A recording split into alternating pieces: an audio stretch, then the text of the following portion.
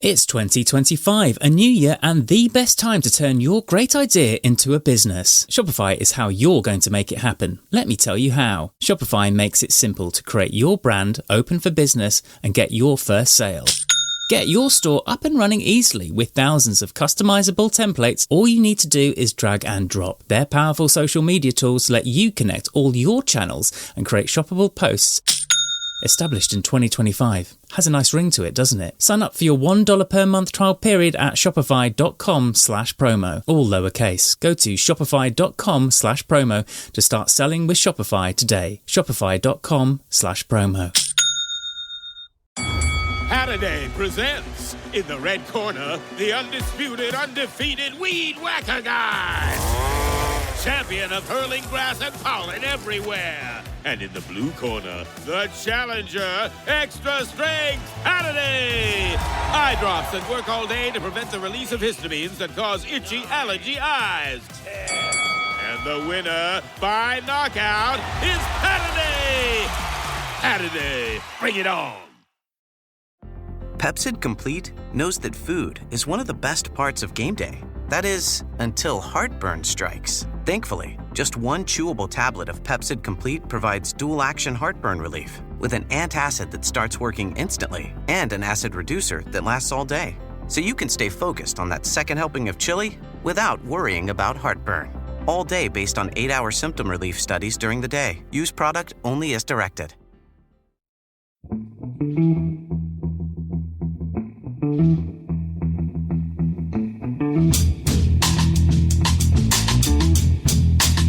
Hello and welcome to The Price of Football, the show that looks at the money behind a beautiful game with me, Kevin Day, and Liverpool University's Kieran Maguire.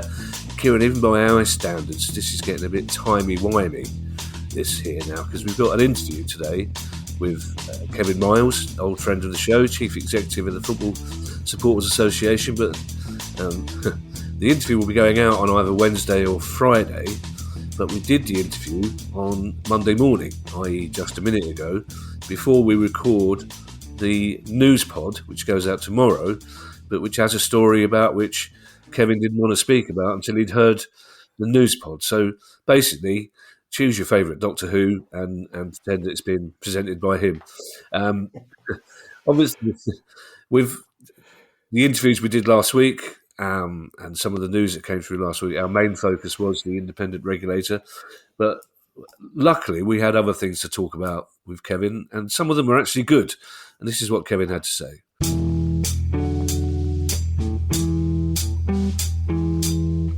Kevin, thank you so much for joining us. It's always a pleasure to talk to you. I hope you're well. I'm very well, thank you. It's sometimes a pleasure to talk to you too. I'll let that pass. I might come back to that later on, Kevin. We'll see how it develops. Before we start, Kevin, I want to just have a quick chat about Paddy Barclay. I mean, quite often we will pay tribute to someone on this show, but we do it right at the end, and I think Paddy deserves a bit more than that. The last time I saw him was at your awards due just before Christmas. He was in very fine form. So I just wanted both of us to have a few words about what he meant as a journalist who was on the fan side. And one thing I will say about him is that quite often people do this sort of thing. They say, well, Paddy would be too modest. He wouldn't like this. He'd be really modest about us paying tribute to him. Paddy would have been furious if we didn't, as far as I was concerned. Paddy would have, the only thing he'd be cross about is I'm not drinking a glass of red wine while we're doing it, even though it is only 10:15 in the morning. Yeah, if it's not a contradiction in terms, Paddy was at one and the same time very modest, but also absolutely well aware of his own value and contribution. Absolutely, yeah. And an absolutely lovely bloke with it. I always found him so supportive. When I started off in football journalism 20 odd years ago, he was very supportive to me then. But particularly in my current role as in, work for the Football Supporters Association, he was always a champion of fans' organisations, of fans' interests. He was constantly bemoaning how, editors didn't quite get why they should be covering fan issues and that sort of thing in papers. But a proper gent, but also with a real personality, a very dry wit. And look, he must have packed more enjoyment of life into his existence than anybody else I can imagine, because he did seem to take pleasure in almost everything he did. He did, and he did it very well. But the important thing is that he was one of those journalists who fully understood that you can't have football without fans, basically. And he liked to think of himself as completely non-partisan, but when it came to fans, he was totally on our side, and he'll be very sorely missed. So, Kevin, there are lots of issues, as always, relating to football fans, but we can't talk to you without talking about the latest events in the regulator scenario. And I'd like to get your thoughts on a couple of things that arose last week, and a couple of things that were said in interviews to us last week as well. And first of all, the big one, the leader of the Tory party, Kemi Badenoch, saying that she'd never ever supported this, and I quote, bonkers piece of legislation, which she'd always considered to be a waste of time and money. I think the FSA were first off the blocks with an official response to that statement, weren't they? Yeah, I mean, we're not alone in that. There must be other residents of Saffron Walden who have had similar experiences. But, I mean, we have a copy of an email that she sent to one of her constituents who wrote to her about it. And I mean, it's only 2 lines, so I can read it to you. Yeah. Thank you for your email. Like you, I welcome the publication of the Independent Family Review of Football Governance and its recommended reforms. I can assure you that I support these reforms, which I feel will set a new and better strategic direction for football, and I look forward to reading the proposals in further detail when the government publishes its white paper in the summer. So, yeah, never supported, really? I mean, if there's one person I feel a little bit sorry for in all of this, it's Stuart Andrew MP, who was the sports minister under the last Rishi Sunak's administration, who, to be honest, was doing a really good job in steering that legislation through Parliament. He got all of the issues, he understood it all.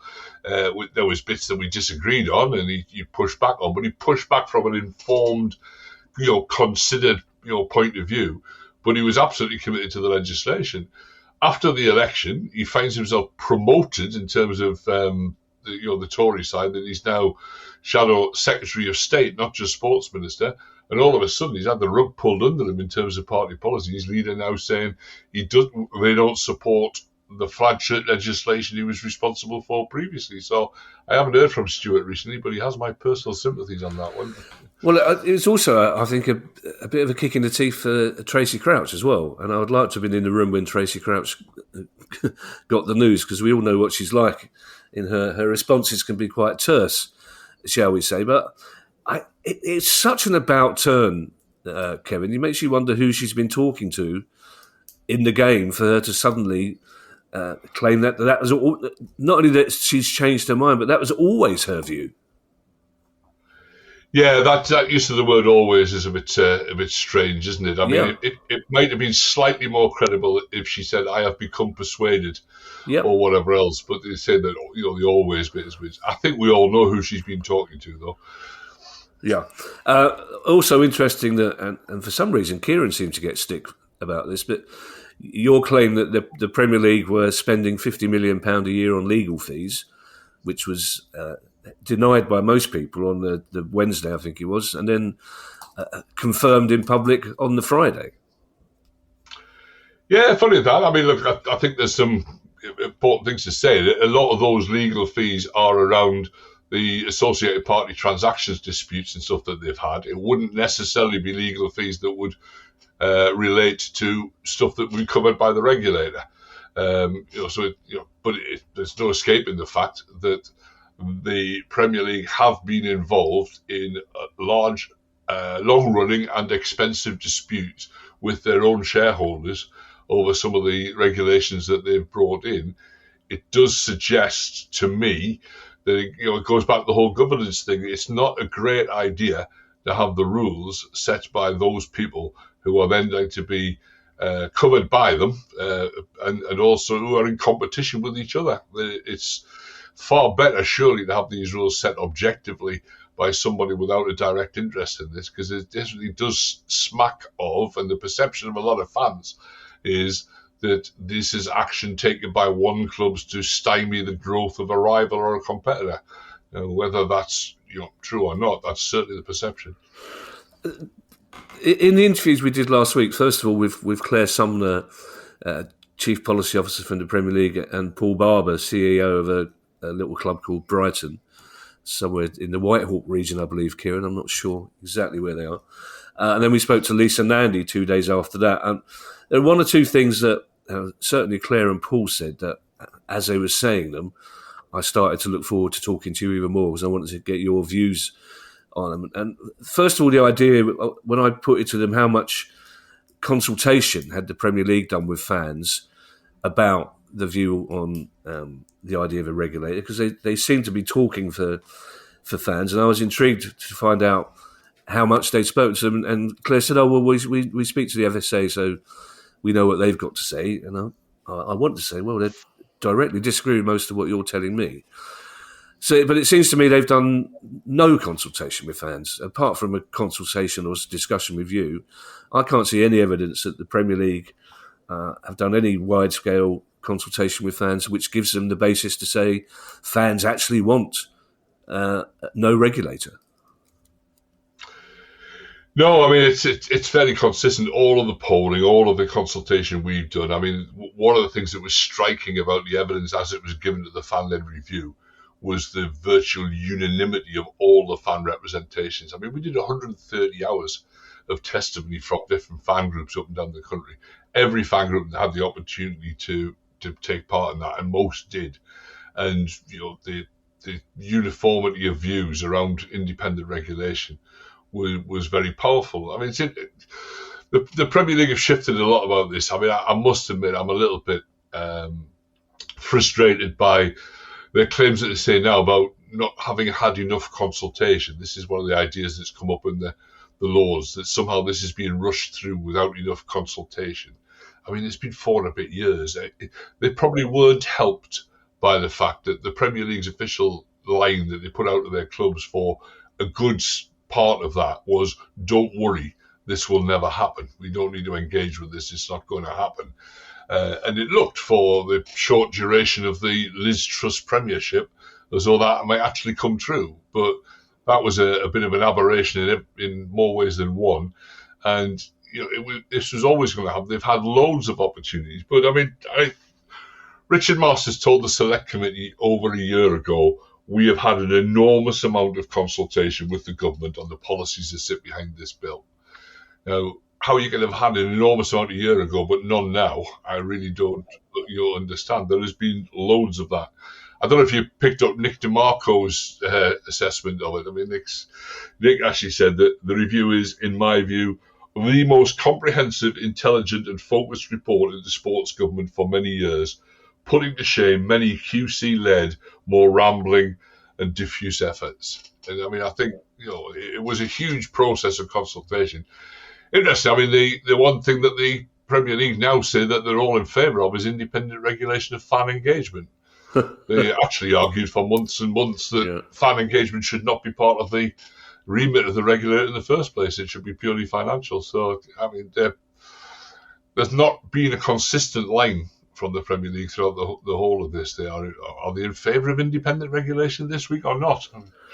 Well, also one of their big arguments, and again, it's one of those things where Kieran and I decided to let it go. We decided to let them run with it, knowing full well that we'd be speaking to Lisa and Andy and to you so that we could challenge it at a later date. But they were both very keen to insist that the Premier League is able to run itself perfectly well, thank you, without an independent regulator. I mean, Friday's news on sponsorship deal rules being made null and void would seem to indicate that isn't the case. But first of all, Claire Sumner, for example, said there have been surprisingly few administrations in recent years because of how well football is run, and there's only been one liquidation. Because you say, well, there have been 66 administrations we counted in the past 10, 15 years, and one liquidation is one too many. So the PL might be surprisingly bereft of administrations, but the rest of football isn't, which indicated to me again that they are just seemingly unaware that there are 72 clubs outside the Premier League. Yeah, I mean, certainly. I mean, the idea that there isn't a problem with the your sustainability of football clubs below the Premier League will come as a huge surprise to people at Reading, or I could go through all the other clubs that have had crises recently, and in every case it's the fans that have to step in to sort it out. The fans are very much aware of all this. You look at places like in Southend, where the fans have had to rally round to make sure that the club has a continued existence.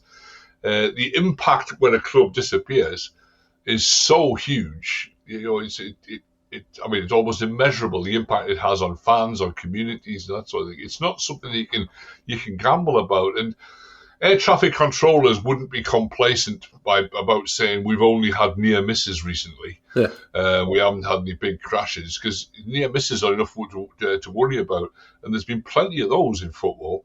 Clubs, and the problem is it's ironic that this is happening at a time when there is more money in football than ever has before. Football does not have a problem with generating income. Football's problem is with expenditure, what it does with that income. It's not that they don't have enough money, and there should be more than enough money to sustain football clubs up and down the pyramid, with proper distribution, coupled with proper cost controls. One without the other, I think, would be problematic. You need to be, was it Rick Parry's phrase about, or Tracy always used to use it as well, about turning the heating up and leaving the windows open. You don't want to just waste it. But if it was distributed more fairly with proper cost controls, and if there was a bit more thought given about some of the policies, particularly around parachute payments and stuff, about the impact that they have on behaviours in the rest of the pyramid, then we do need, funnily enough, the conclusion I come to is you need somebody sort of independent with a holistic view of the interest of the game as a whole to take care of these sorts of things. And it cannot be left just to people with the direct vested interest to decide what they want to do. Distributed fairly. Hark at yourself. You sound like Kieran and all those other romantic communists who are trying to take money out of the mouths of innocent Premier League clubs. Bless them. The other thing as well, that Paul Barber in particular was very specific about, the idea that the 14 majority rule in the Premier League was a sure sign that they were able to see off the Super League, that they were able to see off any potential individual big clubs doing their own broadcasting deals. But he didn't take too kindly the idea that it was probably the fans that saw off the Super League for it as much as the Premier League clubs did, don't you think? Absolutely. It was the uprising of fans at very short notice over the course of that 3-4 day period when English clubs were still involved with the Super League. But these people, I don't know if these people have short memories or what, but I was in the meeting with Boris Johnson and Richard Masters. All right, this was back in COVID days. It was an online meeting. But I distinctly remember Boris Johnson asking the question, do the rules of the Premier League, are they strong enough to prevent the European breakaway? Can you chuck these people out of the league if they join the breakaway? And Richard Masters' answer was, and he's taken issue with me about this on a documentary since, but I have witnesses to back me up on this. I'm absolutely convinced of what I'm saying here. He said, our advice is our rules are very strong, our legal position is very strong, but it's not perfect.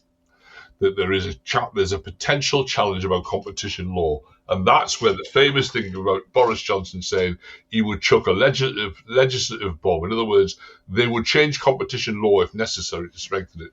But the Premier League were absolutely panicking at that point. I had phone calls from senior officials at the Premier League who were all of a sudden absolutely in favour of independent regulation of the game because, and I quote, we have lost control of our clubs, that they couldn't do it. Now, if that was the case then, with the Big Six, and it was absolutely the uprising of the fan base, particularly of the clubs themselves, where those clubs, like Liverpool's owners admittedly said we completely misjudged this and apologised to their fan base later. At that particular point, there were 6 of those clubs who were clearly wanting to break away. The problem with it is because of the way that the Premier League is governed, that 14 majority only works if you've got no more than 6 pushing in another different direction. And the problem you've got is that number can change. And I think is one of the reasons why there's been so much sort of uncertainty generated after the Newcastle takeover, and we now have 10 Premier League clubs under American ownership. And the Americans are used to a different sporting model. So the idea that the vote in the Premier League about, for instance, taking matches abroad would be the same now, that 6 votes would be enough to defeat it, compared to what it was 10 years ago, I don't think you can guarantee that. I think that these are shifting sands. The way it votes, one of the challenges that they've had, that the Premier League have not been able to muster 14 votes behind many of their proposals over the course of the last few years. Or at the very least, I know they prefer to do things by consensus. They don't particularly want to have a position where 14 clubs are at war with the other 6, and they're just wielding that majority. But they do have a built-in problem in their structure there about how their decision-making is made.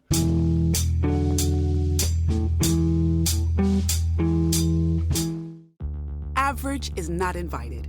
Not if you're holding your company off-site in Las Vegas. We aren't on friendly terms with the bare minimum, and unenthusiastic is uninvited.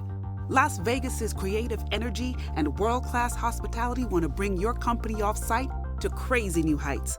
That's why fear-based leadership is afraid of Vegas, and boring won't be there, but it will be watching the meeting recordings later. Plan for the extraordinary at vegasmeansbusiness.com. This episode is brought to you by Audi. The road is calling. Embrace the thrill of the drive with the all-new, fully electric Audi Q6 e-tron. Featuring effortless power, serious acceleration, and advanced Audi tech. It's not just a new EV, it's a new way to experience driving. The all-new, fully electric Audi Q6 e-tron is here. The next chapter of Audi starts now.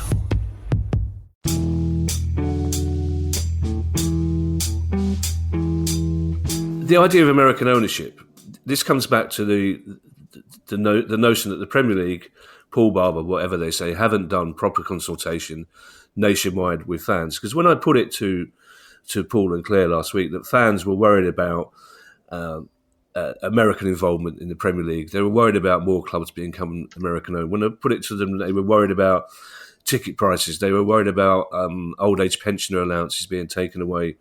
They were worried about being forced to resell tickets through the clubs rather than just giving it to the mates like the old days. The response from Paul Barber was, well, they don't know what they're talking about because these are things that are all being dealt with and fans don't have to worry their little head about them. And I say, but these are things that fans tell us every day of every week. And it doesn't help the Premier League if they kind of taught us, like, pull their heads back in. This is one more question I want to put to you on this, Kevin, because we do have other issues I want to get your views on.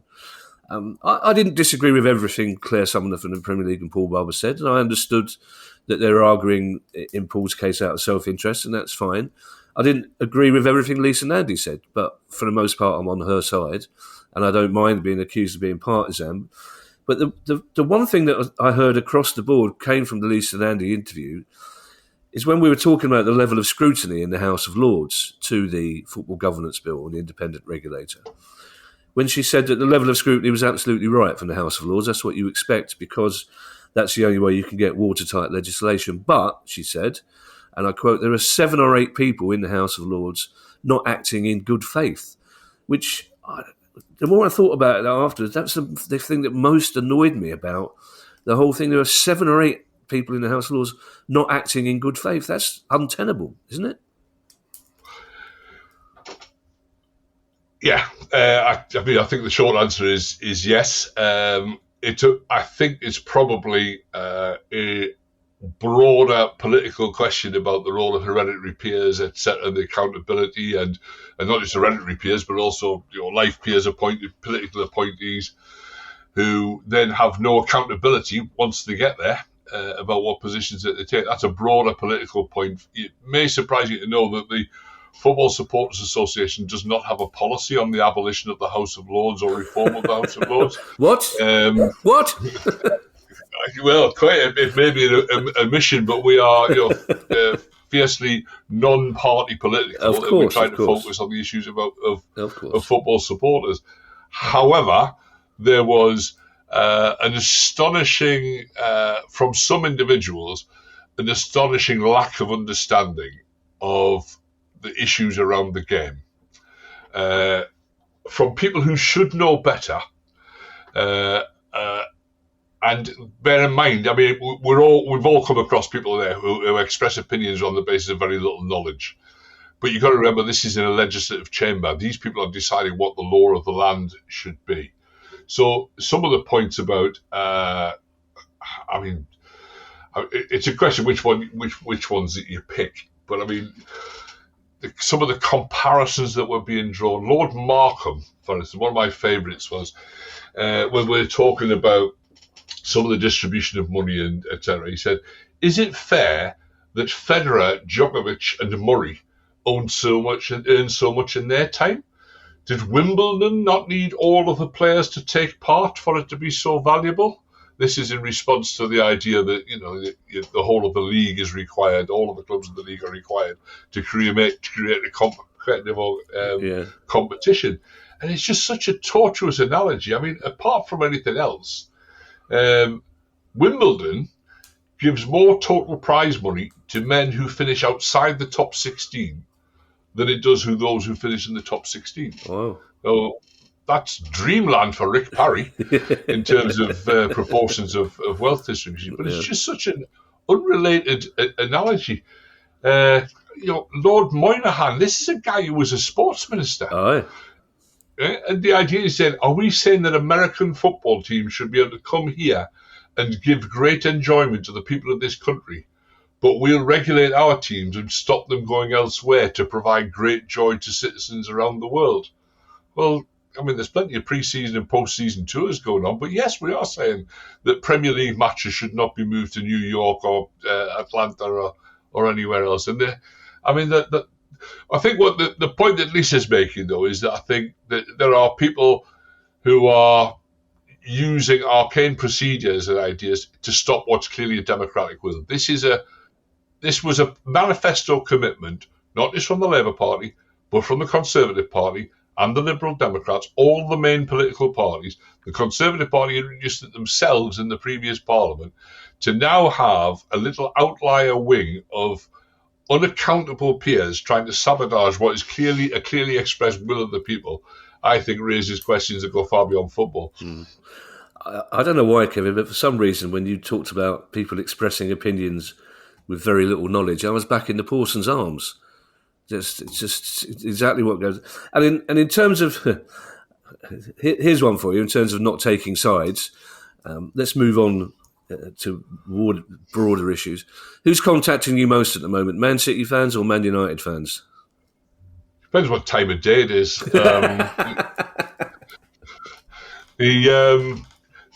I think both fan bases there have very strong grounds for being discontent about things. I mean, I was witness to Newcastle United doing their best to cheer Man City fans up over the course of the weekend, but they've got some clearly genuine concerns about ticket pricing, about how the stuff that their ground is going. Manchester United fans must be absolutely despairing. I mean, some of the stuff that for Jim Ratcliffe, having come in and been seen as so many as the saviour of Manchester United, and the sort of austerity measures he's putting in, the idea that they have to jack up the ticket prices there in order to, I mean, if you actually read what he says, to avoid the risk of Manchester United going bust, is what he actually said. Now, I mean, whether that's a hyperbolic exaggeration or whatever on his part or not, it doesn't quite square with what Claire Sumner's saying about nobody's at risk in the Premier League. There's no I mean, you got one way or the other, but when you've got the owner of one of the biggest clubs, well, possibly the biggest, but one of the biggest clubs in the world, saying that they're at risk of going bust if they don't jack the ticket prices up and squeeze every last penny out of the fan base, then you can't tell me that we have a sustainable and secure financial system in football. I want to bring Kieran in here briefly, Kevin, if you don't mind, because first of all, I want to hear Kieran repeat what he said, and I want to hear, Kevin, your views on this, because I think my favourite joke of the year, my favourite one-liner of the year is Jim Ratcliffe saying there can't be a world where Fulham fans are paying more for tickets than Man United fans. Well, if Jim Ratcliffe gets his way, that will be the case. If you take a look at the finances of Manchester United, they have a net spend on player transfers since Sir Alex Ferguson retired of £1.7 billion. I think that might be the problem, rather than Dave and Sandra in the ticket office losing their jobs and kids from Urmston and Whalley Range having to pay £66 for a ticket. As Kevin said earlier, which I 100,000% are in agreement with, bringing money into football is not a problem. It's keeping it in football is the problem. I mean, those comments in the match programme, Kevin, and that he made to two Man United podcasts, I mean, they beg a belief, don't they? When they report that we're losing £300 million a year, and the only way we can save that is to make stewards redundant and to make you pay more money for your ticket. Look, I would never, presume to come into the presence of Kieran Maguire and start talking about the detail of club finances with any sort of authority. But Kieran, you may know from the top of your head, what's the interest payments that Manchester United are paying on an annual basis because of still paying the price of the leverage buyout that the Glazers did in the first place? I would bet you they are paying more out in interest payments because of that than they are generating through the price increases that they're, instead of squeezing people out. I mean, that comparison with Fulham is ridiculous. I mean, Manchester United have a stadium of 70-odd thousand capacity, based in not the wealthiest part of the country, and in the northwest. You're seriously telling me that you can, in the course of that, find ticket prices that allow accessibility to the ground for every section of society, regardless of what their financial position is, and that includes pensioners and kids and concessionary prices and this sort of thing. The idea you have to squeeze a little bit of extra money out of that is, it's preposterous. The total interest charge, off my head, which is where I keep all my numbers, is £960 million in total since that leverage buyout in 2005. Wow. Huh. And that's money effectively generated by football going out of football. Yeah, absolutely. And that's before the dividends they paid for themselves as well, of course. This is a slightly bizarre one, Kevin, because we're recording this interview before Kieran and I do the pod in which we discuss this next story, if you see what I mean. But the Premier League have voted to stick with the current PSR rules for at least another year. I'd be interested in your thoughts on that, Kevin. Well, usually my thoughts on these things are significantly shaped by listening to your podcast to find out what I should be thinking about them. So you and me both, maybe we've got this in the wrong order. But my impression, however, though, is that the agreement to stick with the PSR rules for at least one more year is not a triumphant and joyous decision that's been taken because of their rip-roaring success.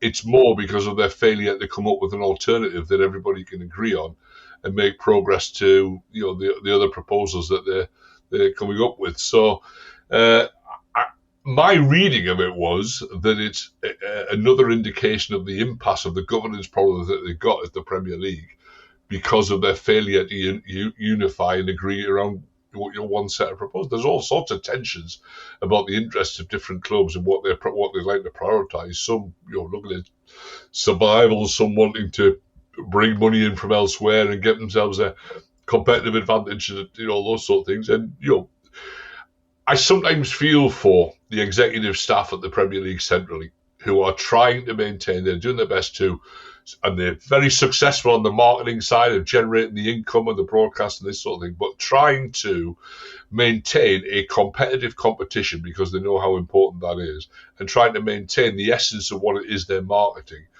against a squabbling bunch of owners, all primarily concerned with their own bottom line. We talk to the Premier League staff a lot, obviously, because we have a lot of engagement on a lot of different issues. We know that there are people in the Premier League staff who are genuinely committed to the idea of fan engagement, are genuinely committed to making sure that they have a competitive competition. They are genuinely committed to making sure that all sections of society are represented in the grounds. And we know that there are people there who share our concern that football might eat itself, that there might be so much move in the direction of monetizing every last ticket, every last seat in the ground, that you end up bringing people in on the basis of who can afford to go to one match rather than the regular season ticket holders who are there all the time, that you lose the culture, the tradition, you lose the atmosphere, everything that goes with it. And all of a sudden, the spectacle that the tourists or the one-off visitors or whoever else it is coming in, the spectacle that they're coming to witness and to be part of isn't there anymore because they don't know the words. Yeah, I would add to that as well, Kevin, that there are so many people, and I know this from first-hand experience at the Premier League, who are absolutely committed to making sure that club foundations are given as much help as possible. There are so many charitable initiatives started by the Premier League as well, which are fantastic. Where neither Kieran or I are against the Premier League in principle, and we're the first to acknowledge that there are people there doing a really good job. There are also people there who are, clearly got their heads stuck in the sand.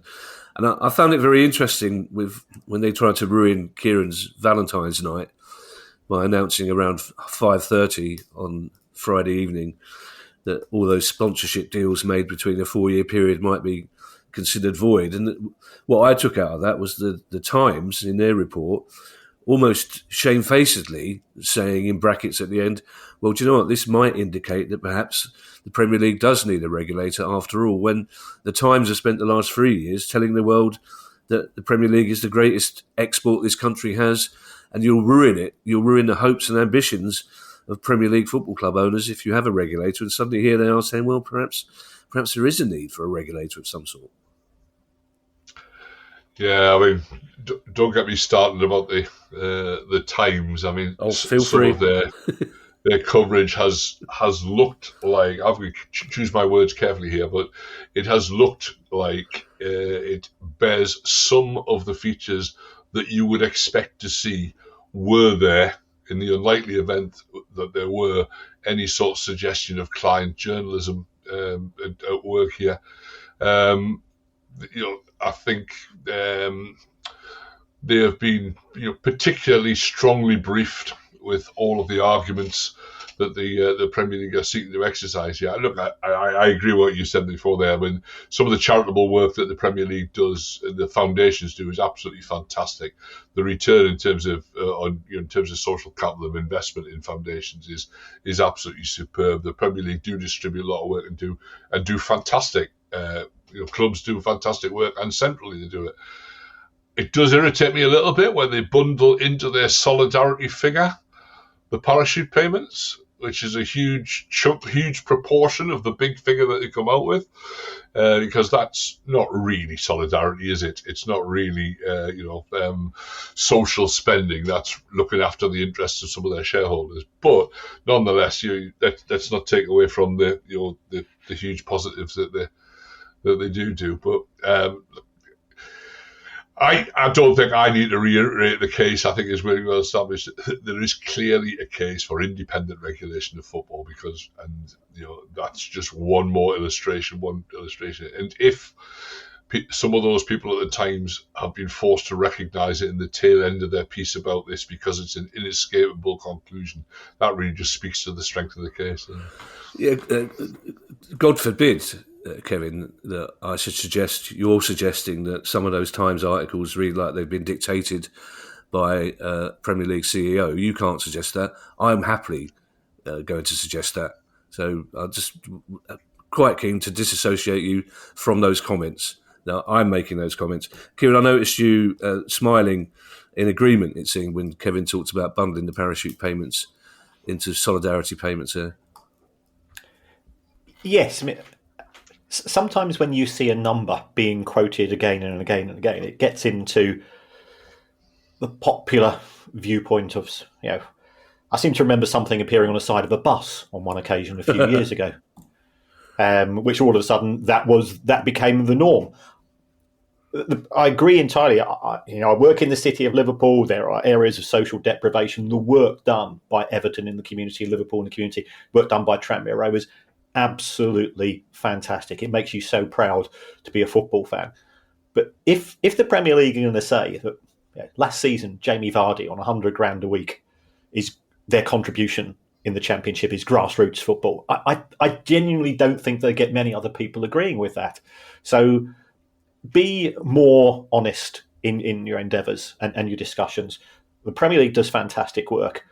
Don't try to bundle it in and with other things. And that's why I was agreeing with Kevin entirely.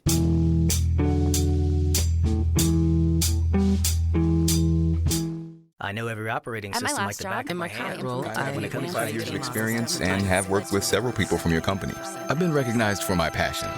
My team is everything.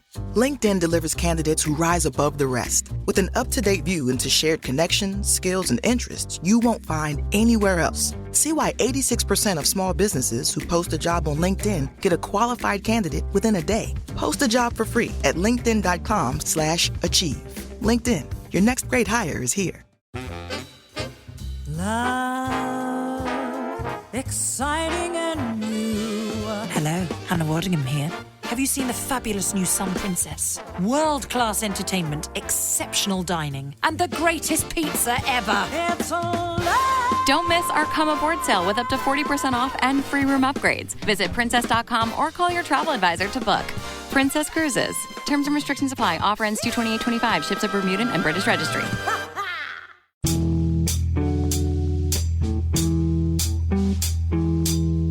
Just two things to finish, Kevin. One of which is quite personal to me, but the first one, I think, where football clubs deserve credit, we should give them credit. And Exeter refusing to raise ticket prices for their FA Cup game against Forest, when they could have made a lot of money for a fan-owned club, I think that deserves a lot of praise, doesn't it? Absolutely it does, and I think Exeter is one of the shining examples that demonstrate it doesn't have to be this way in terms of how all of the other clubs operate. I mean, it's been one of the pioneers of fan ownership. They have stuck to their principles about it. They have expanded and built that club quite impressively, and they have done it by generating the money from among the fan base, among the community, the schemes that they run, of subsidising cheaper tickets for people who can't afford them, genuine reach in the community, genuinely concerned about and they don't make exception to their principles just because opportunity comes along.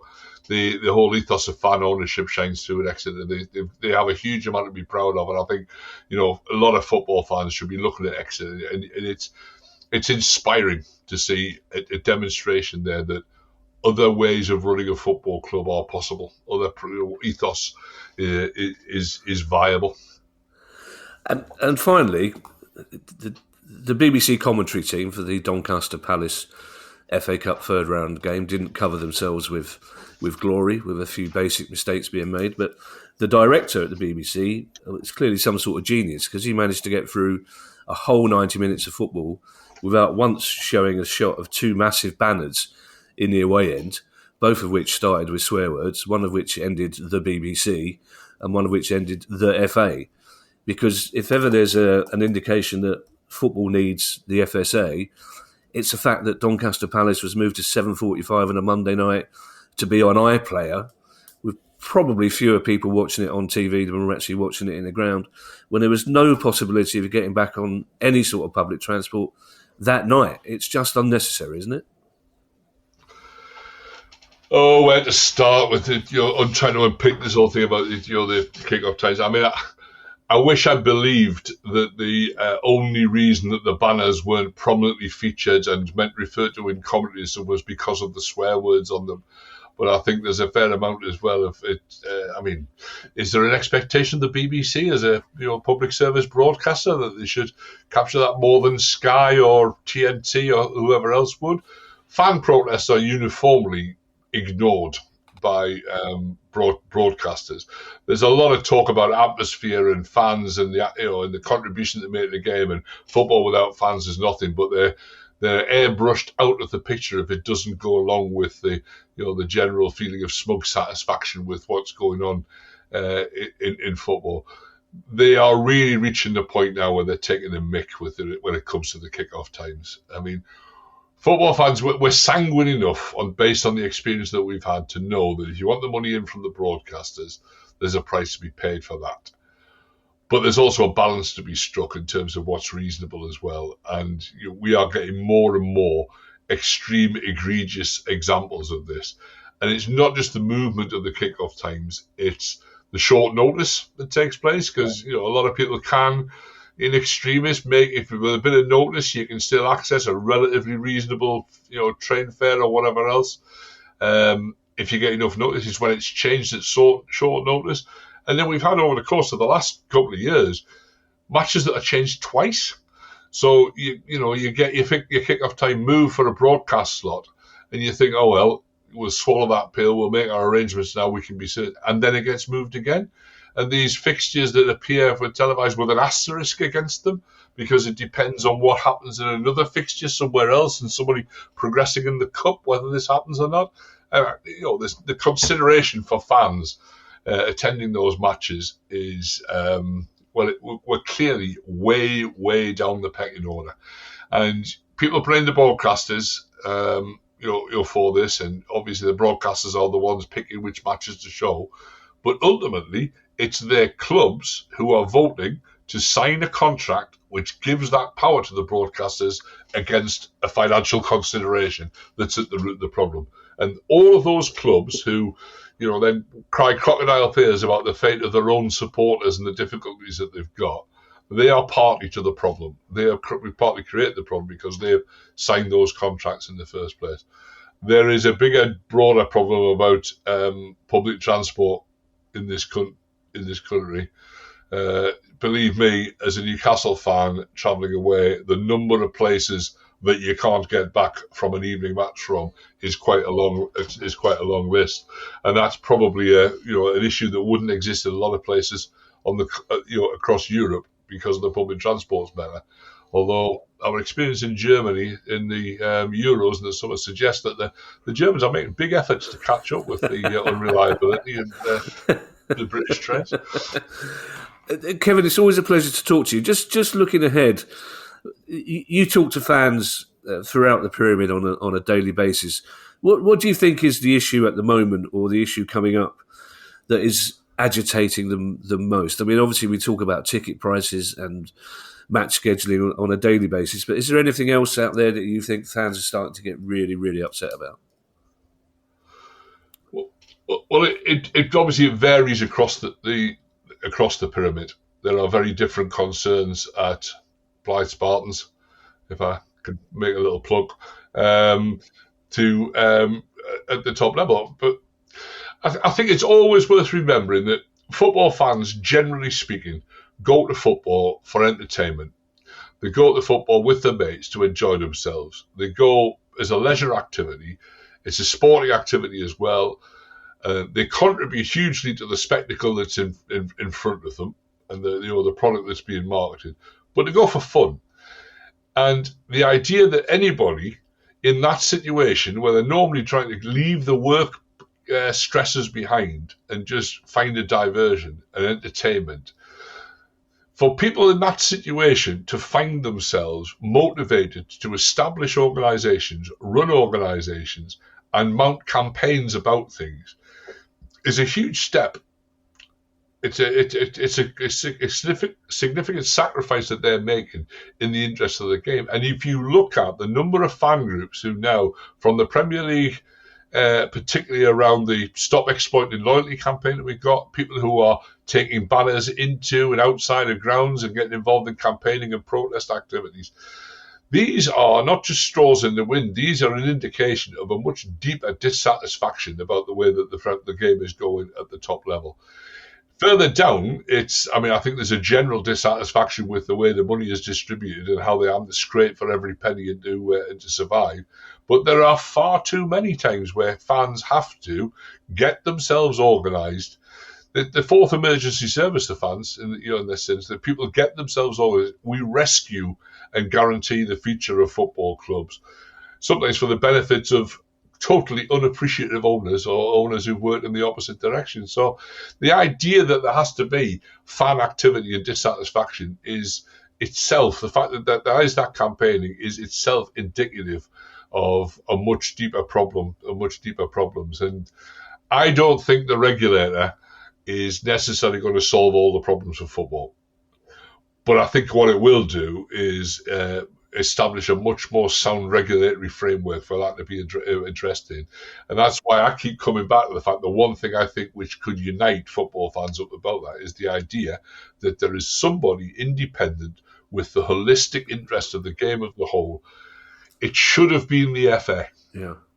Who did this, and they abdicated that responsibility a long time ago. It should have been the FA, but the fact it's not going to be, and it's going to have to be done by a statutory body. That's possibly a sad comment on the state of the game, but it's absolutely necessary now, and that's probably the most important thing going forward to address the broad range of challenges and issues that football fans have. Kevin, it's been a pleasure as always. I look forward to talking to you again next year, and of course, if there's anything we could do to promote any of your campaigns, then let us know and we'll do that for you. I have no doubt we'll be in touch. Thanks very much, sir. It's been a pleasure.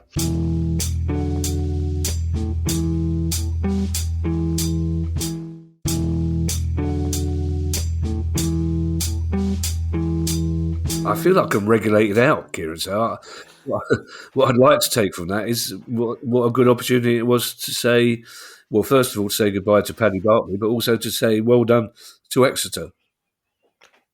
Yes, they had a decision to make. They could have gone down the route of maximising revenues for the club. But in doing so, that would have meant that some families, some people that can afford to go along occasionally, wouldn't have been able to buy a ticket. And I think this is a fantastic example of a community-owned club who are putting the community first above bottom line, and huge respect for them as a result of that. Yeah. Don't forget, you can now join our Price of Football Club, where you'll get ad-free listening, bonus episodes and more. Just go to priceoffootball.com and click on Join the Club to sign up today. One important thing to be aware of is if you're one of our wonderful Patreon subscribers, your membership will not transfer over automatically if you sign up to the new club. You'll need to cancel your Patreon subscription and set up a new one using the link on the website. We'll turn off our Patreon offering at the end of this month. If you have a question you'd like answered on the show, email us at questions@priceoffootball.com, and don't forget you can follow us on Twitter X and find us on YouTube. And if you'd like to buy our book, you can find details on our website priceoffootball.com. Bye everybody. Bye. The Price of Football.